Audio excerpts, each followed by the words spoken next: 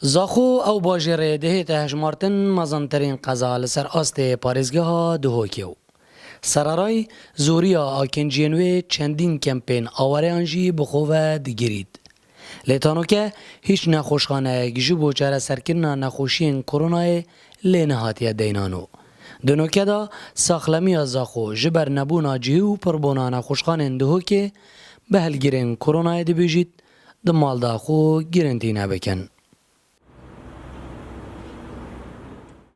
براستی اگر خلق پیگیری برنمان تندرستی نکرد در روش برف بلنبونه ود شد جبر کو اگر از و تو ماسک کار نینن ویا بد یعنی خلق ما وسط نگهد کو کووید 19 کرونا نینه برو واجی وچنده یا هی یه برف زیده بونه وچند ام داخوازش خلقت کن و کره و بر یا ساخلمی آزاخو پابند بن رنمان تندرستی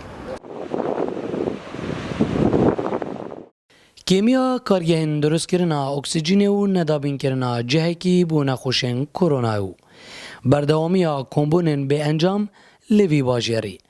Endamekî Encûmenê Parêzgeha Duhokê bi metirsî dide zanîn ji ber ku zêdetir dê hawelatî tûşî vî vayrosî bin.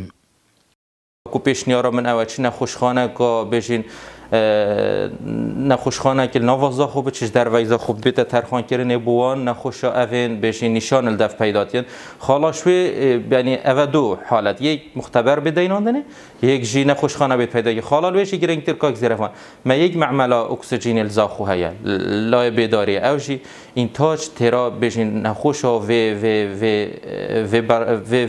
جمارا گلگ ناکد دیت نام دا کو معمل کادی تریجی اکسیژن الزاخو بیتن دیناندنی.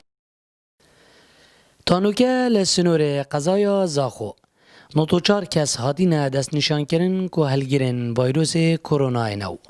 Li vê dawiyê ji ber nebûna nexweşxaneyeka çareseriya vê nexweşiyê û pirbûna nexweşxanên dihokê bi nexweşan dihête gotin ku xwe di mal da girintîne bikin û renge her kesekî dişiyan da nebît ku vê çendê cêbecê biket bi sedema bertengiya cihê xwe.